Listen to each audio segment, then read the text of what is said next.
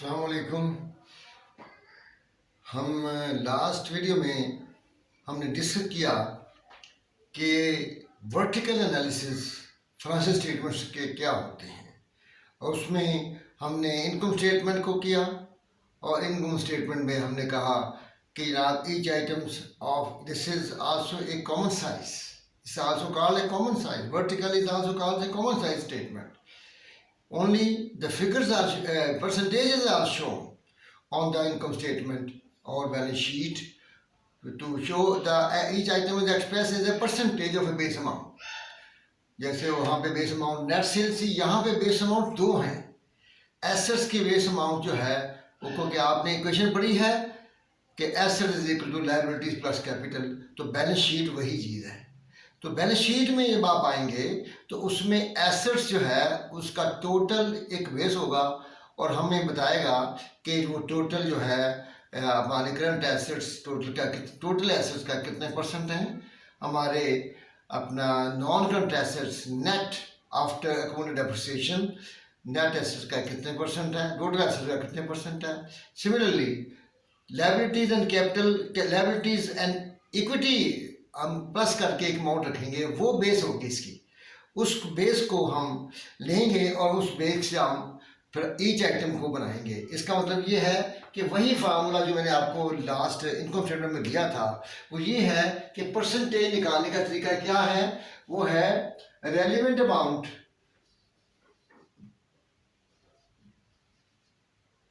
Divide by base amount into 100. तो relevant amount का मतलब क्या है कि ये रेलिवेंट अमाउंट है, ये इसकी एसेट की बेस अमाउंट है. आपने इसको अपना न्यूमरेटर रखना है, इसको हमेशा डिनोमिनेटर रखना है. ये न्यूमरेटर है, ये डिनोमिनेटर है.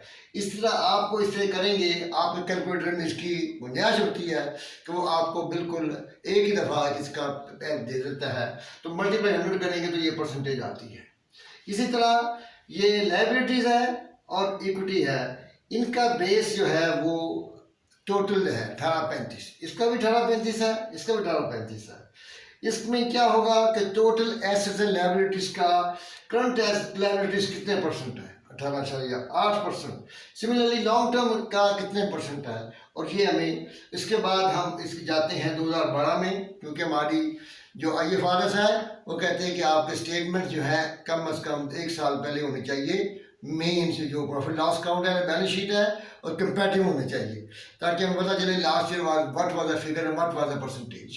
तो उसके बाद आपने सिमिलर केस यहाँ पे करना है. तो यहाँ इसकी बेस अमाउंट है एसेट्स की, और इन दोनों की बेस अमाउंट ये अमाउंट है, और वो है शेयर होल्डर इक्विटी की.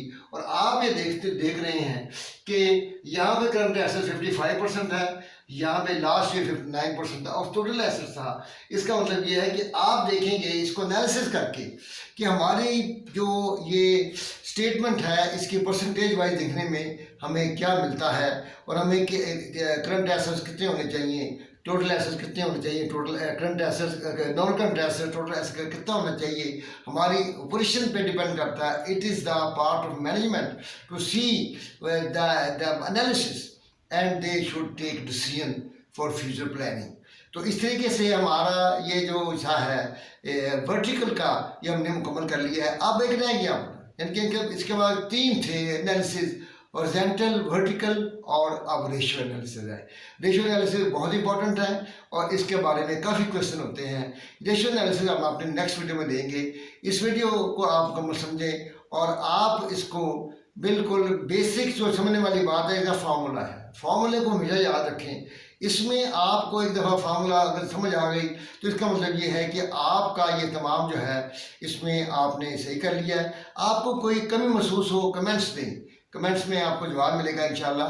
और आपको अगर उसके बावजूद कोई प्रॉब्लम हो तो आप मुझे फ़ोन कर सकते हैं. आपका फ़ोन, मेरा फ़ोन अगर आपको चाहिए तो आप मांग सकते हैं.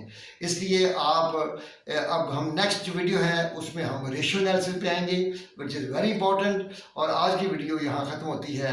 अल्लाह ताला मुझे इस काम को सही करने की तौफीक अता फरमाए और आप इसको मेहनत से मुकम्मल तौर पर समझें, क्योंकि ये जो है बहुत इंपॉर्टेंट टॉपिक है. From practical point of view and also from examination point of view. Allah Hafiz.